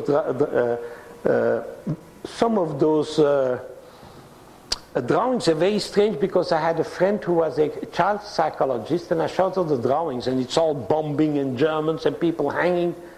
And she said, who's that? I said, I don't know, I found that, but tell me, what's the situation? She looked and said, that kid is very sick, you know. I said, well, it was drawn by me in 1943, I didn't know better, you know, bombing and Germans and Hakenkreuzes and so on. But anyway, my father escaped and arrived in a place called Val-les-Bains. And how did he get there? He escaped by going to the dentist. He had found that the dentist of the camp had a window giving outside the fence. And while the dentist was looking for something, he jumped out of the window, ran, and there was a forest. Now remember, it's the Pyrenees, it's the month of July, August, so good weather. For 3 weeks, he kind of wandered in the forest, not knowing what to do, where to go, you know, eating the bugs and the grubs and the berries he could find. But after 3 weeks, you know, that wasn't enough to sustain him. He decided to surrender, and he saw a farm and knocked at the door of the farm. And luck has it, those were Basques people. And you know, the Basques who live just at the Pyrenees mountain hate the Germans, hate the French, hate the Spanish, hate everybody who is not Basques. But there they found a guy who was persecuted by all those, so you know, persecuted by all my enemies, he's my friend. So they took him in. The name that was sitting next to Moléon, the name was the Herschkowitz. I remember the name because we stayed friends with them after the war. They took my father in their bosom, you know, brought him back to health. One of the strange stories that my father was telling a story while they were feeding him, and they say, yeah, he said, why did they persecute you? You're not Basques, you know. He said, I'm Jewish. And the lady who had some ideas of the anti-Semitic cartoons in the French newspaper say, so young and already Jewish, you know. Because for her, a Jew was I have to tell you, my father was quite handsome. You can see it here. He was called the Golden Boy, the Golden Max. He had golden hair. He was a gymnast champion, so, you know, he kind of looked good. My mother always told me that. So anyway, he escaped, and they didn't know what to do with him, the Basques, so they gave him to the French resistance, the famous Maquis, and they brought him all the way to Valence. No, you know, luck is always the story. The chief of the resistance in Valence, that this gentleman called Le Maître, was my mother's cousin. He was there on the false paper, needless to say, passing himself as a Christian French called André Le Maître. And what was his job? Delousing the German barracks. He every day with his team will go in the German headquarters, the German army barracks, and remove all the bugs and the lice and things like that. And he was paid by the German, and he had all the passes, and he would give all that information, so the French, the Allies, knew exactly the plans because he will copy them and so on. So they made him a captain in the US Army when they liberated Valence. He followed the US Army, landed in Frankfurt, retired from the American Army after half a year, and became the Belgian consul there. I mean, one guy who always fell back on his feet, you know, remarkable. So he discovered, so he wanted to know, my father did, that's my father, by the way, didn't know what had happened to my mother. He knew where she was. So he traveled to my mother and saw my little brother. And he's the one, when my father said, how does he look, how does he look? That say those famous words in our family, maybe one day he'll turn handsome, you know. So we knew that, and we saw a picture and really looks. By the way, my brother is a very nice man. He's not as handsome as I am, but what can you say? And he's the father of two grown-up children now. So we were reunited then because the underground, he said, get that lady out of that camp with the two little boys. So they bribed the French gendarmes, and they bribed them in a very, how will I say, in a very, I will call that soprano way. They told the gendarmes, the underground, listen, you're going to close your eyes for 48 hours and that lady and the two babies will escape. If you don't do it, we'll take care of you. You know, a proposition that you can't refuse. And so for 48 hours the gendarmes closed their eyes. They were French, you know, and they had sympathy after being about half a year with us. They kind of started to like us, you know. I mean, they saw that we were not dangerous to the French Republic. They let us go, and the old story is when my mother said that, yeah, I escaped then from residence forcée, concentration. How did you escape? She said, I called a cab. And that's exactly what she did. In that little village in the county, there was one car. It belonged to one man. He was the postmaster, the mayor, the chief of the police, the chief of the volunteer fire department. They had one car who was the post office car, who was the fire department bucket brigade, who was the police car, I mean, and the taxi, because he got paid to carry on. So he had the whole business going with that one car. He took us and drove us to a first place where we could catch the train to go to Valence and join my dad. Interesting part was in the middle of the road, and I remember that vaguely, we drove over a snake. And I was so fascinated, and the snake was not dead. I wanted to take the snake home, you know, and bring him back to health and things like that. And that was a kind of big drama. I yelled, I screamed, I got punished for that. The snake died ultimately. So anyway, so that's the picture taken when we all were reunited in Valence, you see. So I'm here already 5 years, my brother is dead, that's my mother, little smiley girl. Strangely enough, my sister's daughter looks exactly like her. It's unbelievable, it's like the spitting image. And she's a sergeant in an artillery battalion on the Golan Heights in Israel now, so tells you. And look how my father looks, you see. He kind of looks miserable. So they decided we could not stay there because we had no paper. The police was searching for my dad, the police was searching for my mother. I mean, we were really outlaws on the run. So the underground decided they will send us to Switzerland. Now at that time Switzerland was still neutral, well, remained neutral till the end of the war, but was not willing to accept any Jews. 200,000 Jews tried to cross into the border of Switzerland. 25,000 made it, the 175 other thousand were not only refused entry, but were given to the German patrols and were shot on sight. So the dangers were there. But my mother convinced the underground to try because she says she had family in Switzerland. My mother had family, we have family everywhere, and she kept track of them and in correspondence with them. So during several nights and day, we crossed over the border. Imagine yourself a family, a mother, a woman, underfed who has just been pregnant 3 months earlier, a 3-month-old baby, a 5-year-old little boy, and a man who can hardly walk or move his head or use his left arm, crossing the Cascades, let's say from over Snoqualmie Pass, with the Germans and dogs and wires and all kind of minefields trying to stop to go. My brother, like I say, was a baby, was 3 months old. They had taped his mouth with scotch, not scotch tape, whatever. They had band-aids, if you want. And every hour they will remove that and feed them with a spoon those little cans of concentrated, you know, Nestle milk that you know, that kind of syrupy, very sweet. He loved that because he still eats that, you know.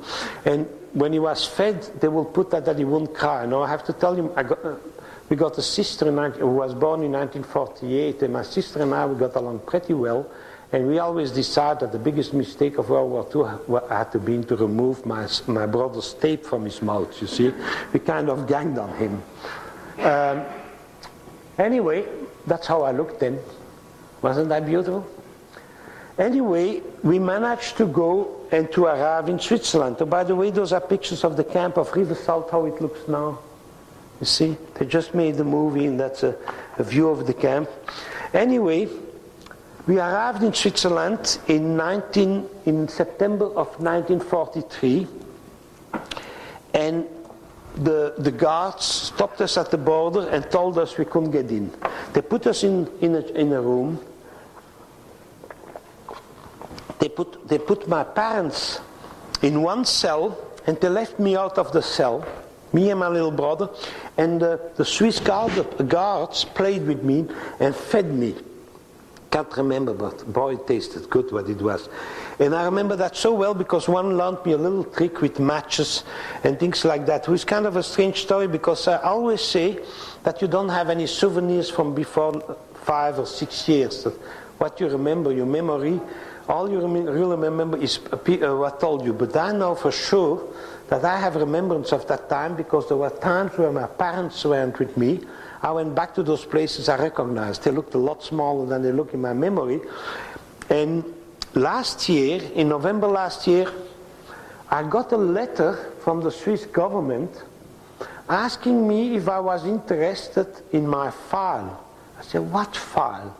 And they told me that they were making a movies about refugees who had found, you know, the Swiss government is under a lot of attack the way that they were neutral during World War II. So they wanted to make a propaganda movie. Hey, we saved some Jews, you know. They discovered me in Bellevue, Washington, through the internet, would you believe? So they called me if I wanted to appear in a movie. Hey, yes, you know, I mean, I'm seeing me an Oscar night, you know, I'm smiling at the camera. So anyway, then I told them, where did you find my name? Where did you get it? They say, we have your whole file. I said, can I have a copy? Of course. And by FedEx, like 3 or 4 days later, to the Swiss embassy in Washington, I got my whole file. And my parents' file, and my brother's file, and my mother's file. Like that. Every piece of paper, everything, you know, and it's unbelievable, the Swiss government. I mean, talking about the pictures of us taking when we arrived, you know, with the fingerprints and the whole thing, you know, with the number. What we did, our bank account, and they still, those bastards still owe us money because they took my parents had dollars that they had smuggled through. They took it away when we arrived. We never got back. I'm suing the Swiss government. That's not a joke. It's in the hands of a lawyer. Can you imagine $1,000 in 1943, how much interest that is now? So anyway, the Swiss sent me that file and we found out, anyway, we were put back in camps, in different camps. Me and my mother, we lived in a tent, and it was a circus tent above a football field. And we slept on straw. And I got a disease there called impetigo from lice and things like that, where your skin changes into a crust. They couldn't treat me in the camp, so they decided to send me to the hospital. So I'm 5 years old. They have to send me to the hospital. I'm going to put me in a cab, in an ambulance, bring me a car? No. They call an army guard, the guy with the helmet, ammunition, rifle and bayonet, to walk me to the hospital. No, the guy was so nice to stop at some market and buy me an apple. A journalist saw that, and I was the next day on the first page of the local newspaper. And what do you see? A little 5-year-old kid, you know, with an apple, smiling to the camera, and behind him a grim Swiss soldier with the bayonet on the rifle, bringing him to the hospital. Plus I have all those black spots on my face. The Swiss were a little bit ashamed about that picture, you see. But they mentioned, they say, at least they say the soldier paid apple with his own money, so he didn't use Swiss federal money to pay for the apple, so he was a good Swiss. So anyway, they put me in the hospital, and that was kind of dramatic because my mother was not allowed to visit me. And my father came once under guard to visit me, and I was, like I say, 5 years, and there was a young French girl who was laying in bed next to me, you know, in a big room, and my father put her in charge to protect me. Later on, I found out she was 7 years old, so you see, so I was 5, she was 7, she was the older. So I stayed several weeks there. Every morning they will remove the scabs with the brush, and I will scream bloody hell, you know, things like that. But anyway, I was reunited with my mother for a very short time in a camp, and then my family, I have to tell you also, the reason they let us in Switzerland is the captain of the guard wanted to send us back to France, and my mother convinced him that we had family, and she gave him always the name, and he managed to reach by phone my uncle, we called him Uncle Eugene, and he said to the guard, oh, my family is alive, my Belgian family is alive, let them in, I'll take charge of him, I'm responsible. So the guard, the captain let us in, so that saved us life. So what they did, my family in Switzerland adopted me. That was the only way to go get me out of camps. But there were 2 sisters-in-law who hated each other. But they both wanted me. So they decided that one wanted to keep me 6 months and the other wanted to 6 months. Remember, I was a little survivor. When I stayed with one 6 months, I will always say, gee, by Aunt Irene, I'm getting new pants, you know, on Easter. And when I was at Irene, I said, you know, Aunt Lucy always prepares me those little cakes, you know, that I like so much. So I kind of built those 2 sisters together. Hey, I was happy like a lark, you know, with those 2 sisters. Hated them more and more. By the way, later on, when the grandfather died, left a lot of money. One of the sister-in-laws, her husband, lost all that money, so the love was never again a big story there. But I kept in contact with them and still do. I've seen my niece several times this year. So anyway, the life in Switzerland was very strange because I was adopted by that family. My mother got permission to leave one of the camps at condition that she works as a maid. The government put her as a maid with a Calvinistic minister who was a marvelous guy. She never lifted a finger. and she stayed in his house more as a guest than a maid. She was forced to work by the Swiss government as a maid, but he treated her as a guest, treated her very well. And my father stayed in the camp till at the end of the war. On 5 May 1945, end of the war, exactly 2 days later, we got a letter, and I have a copy in that file. The Swiss government tells us, get the hell out of here. So what they did in the station of Basel, they had a big train. In the train, they filled those with Jewish and Jewish refugees out of Belgium. And we crossed Germany. Can you imagine crossing Germany around 7 to the 10th May 1945, and just the end of war had been signed. So I saw the destruction of Germany. What kind of was a lot of fun, because every time we passed to one of the big cities, and you could see the whole city from the train, because there was nothing higher than 2 bricks, you know, the Belgians in the train will cheer and say, yeah! And every time we saw poor Germans, you know, along the road looking miserable, we will taunt him. That was a little bit of revenge, you know, not very Christians, but we were Jewish, so, you know. So anyway, we arrived at the border, and there something strange happens. At one moment, our train was put on what they call a shunting line, and next to us came a train in the other direction, and it was filled with strange-looking, nice-looking, khaki-clad guys. And we thought first they were German soldiers, that's all we knew, but the color didn't match. We knew the green one. Found out we had met our first trainload of American GIs. And suddenly, from our side of the train, somebody came, "Vive les Américains, long live the Americans." You know? And we all ran out of the train, and the GIs in the car, who didn't know really what was happening and what we were, sure didn't recognize the Belgian flag going through every window, jumped out of the thing, and everybody hugged and so on. I'm sure that those GIs still wonder who we were and where we came from, where we were going. But anyway, I came back to my parents, you know, with a baby, and I had a big blanket, and my father crying, you know, and hugging some American. He spoke beautiful English. He had been raised in London, you know, in England, so, you know, and fraternizing. I knew where my thing was, so when we came back, when the guards of the train, you know, chased us, separated the MPs and so on, I came back in our compartment, and I had a box of Wrigley chewing gum, and a little jar, a little can of peanut butter. Now, nobody had told me how to eat peanut butter. I hadn't had an ounce of fat since 1940, I presume. It was 1945. My father opened the can, wasn't sure what it was, stated, made a face, you know, that was kind of a note. I thought it was pretty good, so I finished the whole can. Needless to say, I was sick for, you know, 2 or 3 days. I mean, I was sick like a dog.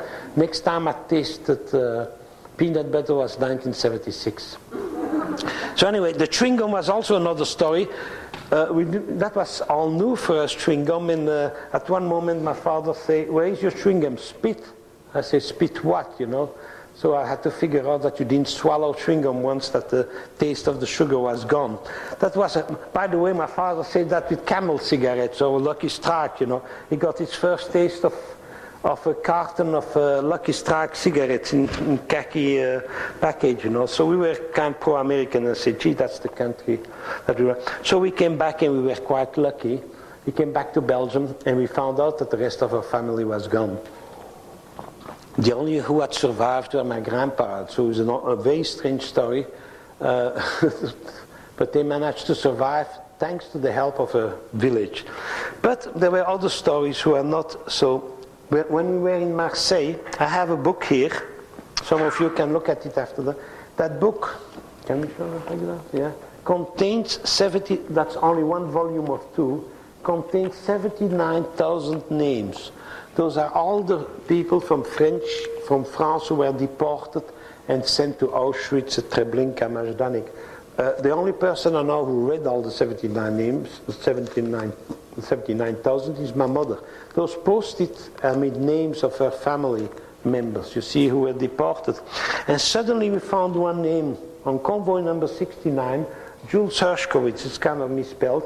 And Jules Herschkowitz was a cousin of my dad that he had met in Marseille. And he said who had said to my dad, "You know, I'm not staying here. He didn't have false paper. I'm trying to go to Italy."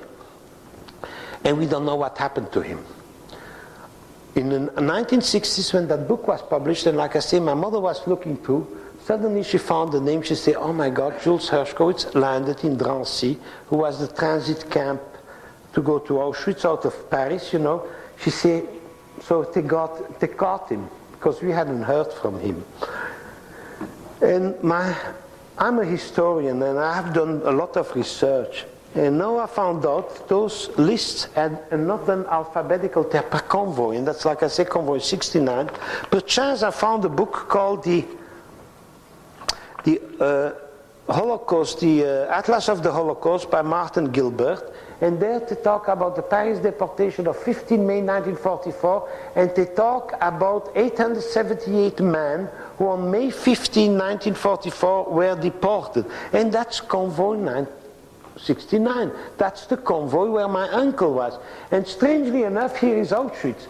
He never arrived to Auschwitz, but all the way, remember, 15 May, that's like 6 weeks before D-Day, he was sent to Kovno. Just before Kovno, in Popayanovska, some of the inmates in the train were all young men, were disembarked and shot. Then the other one sent to Kovno, and a third group finished in Reval, were put against a wall next to the railway station and shot.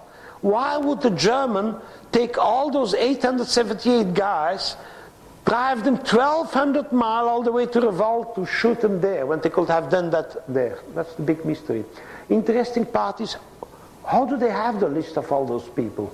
Why do they have their names? Why do they have their, like I said, that the date of birth? It's only after the war that came out. The reason that they have those names is because the railway, the SS who arrested the Jews, had to pay their railway tickets. So they made lists that they gave to the French railways, so the French railways could bill them for every Jew. And why the date of birth? Because until you were 15, until you were 6, you didn't pay a ticket. But in 6 and 15, you paid the half price, full price from 15 to 65 or 60, whatever it was. And then the senior citizen kicked in again. Those are the list of the passengers. That's why they divided in council, so they got money. After the war, the German railways were still sending a check, a kickback check to the French railways. Didn't know where that money came from, and then it came out. There was the kickback from the transport of all the Jews they were sending to Auschwitz. Could you believe that? So anyway, maybe we don't know why they send him so far. So that's where it stops. Now I'm somewhere and somebody tells me, you know, I'm in Albuquerque, New Mexico, and a lady that I meet there says, Herschkowitz, I want you to say, I just read the book where the name Herschkowitz comes. I say, yeah, what kind of? She said, Jules Herschkowitz. I said, what? In a book? She said, yes. She didn't know the title of the book, she didn't know the publisher, she didn't know nothing. It took me some time to find the book, what she was talking about, and what did I find in? That during the night of the 18 May 1944, a convoy of Jews coming from Paris stops at Kovno in the fort number 9, who is the famous concentration camp in one of the 9 forts around the city of Kovno. And there, 100,000 Jews had been shot already. They say about 120 Jews are put during the night into the cellar of the third level down, underground, wet cellar. They're putting down to wait the night. They have been stripped, they're all naked. They sit in the dark in water with the humidity against the wall, no light and so on. In the next morning, they're chased up the stairs by machine gun toting SS. They come in the courtyard, and what does you see? 2 trucks with machine gun waiting for them. So what do those 120 guys do? All naked, no arms, no nothing. They attack the Germans, kill 6 of them with their bare hands. But you know, what do you do against SS with machine guns? They all died. But there was a witness to that guy. And then the guy said, write that article, that chapter in that book, and he finished, and there were names like, and he gives, and he said Jules Herschkowitz from Antwerp. How did he know that? Well, my brother had a partner who went to Kovno, and you know, as every Jew, he goes pilgrimage, and he went to visit fort number 9, went down in the cellar, and what did he discover in the cellar? A graffiti. Can you see? That's on the wall, that's a picture of the wall.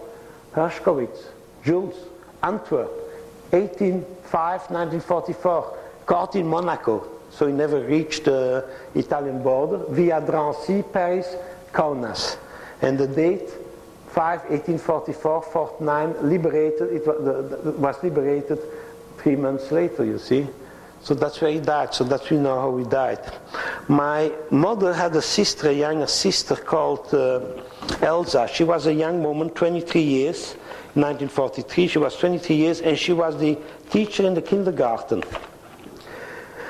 And during a day, in springtime of 1942, the Germans came to the Jewish they came to the Jewish school, and schools, lower classes, grade school, will stop at noon. The parents will pick up their kids and then bring them back at 2 o'clock so they could take them home. At that was the custom to have a good meal. When the parents came at noon to pick up the children, the school was completely empty.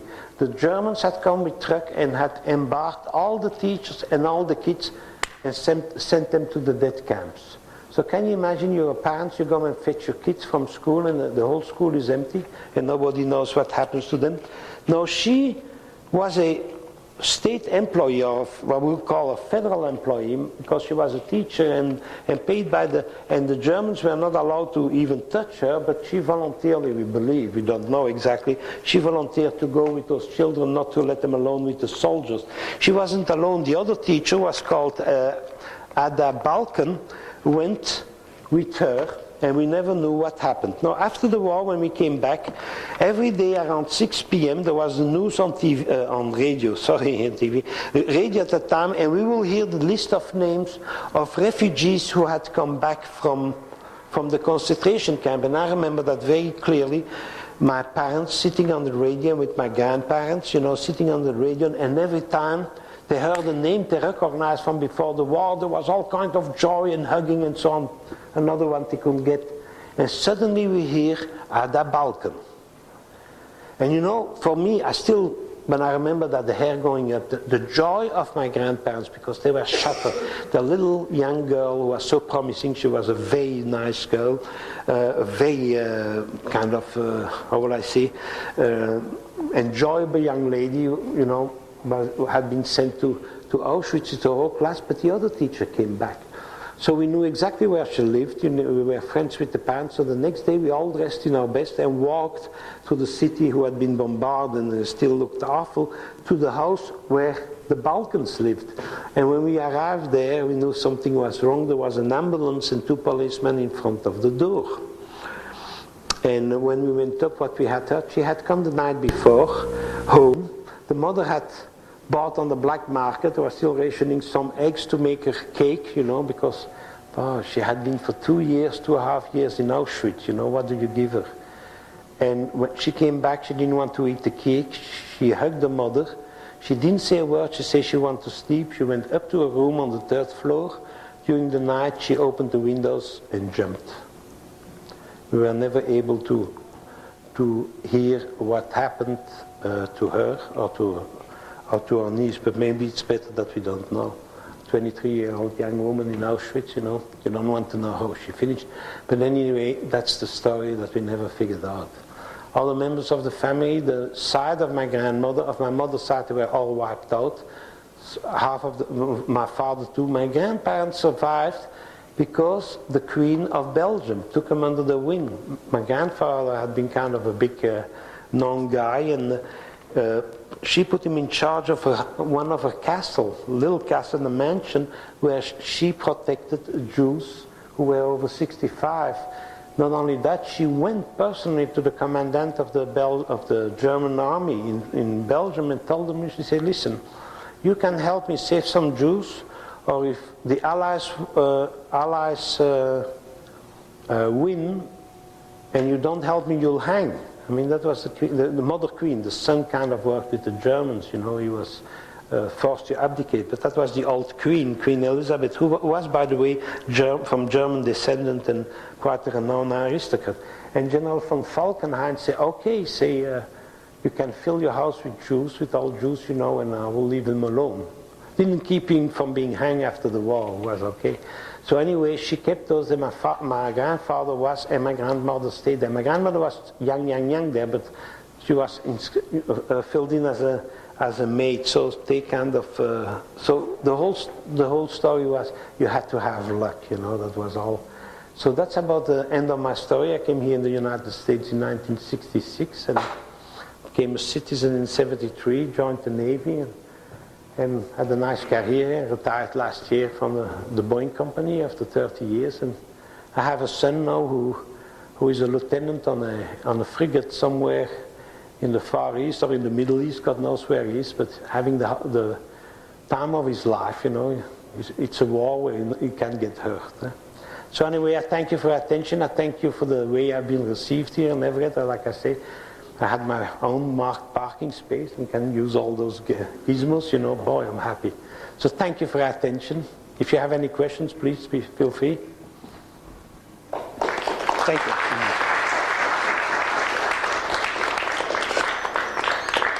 Anybody have questions? Yeah. Towards the beginning of your story of the hour, kind of seemed to blame Christians or Christianity for the right or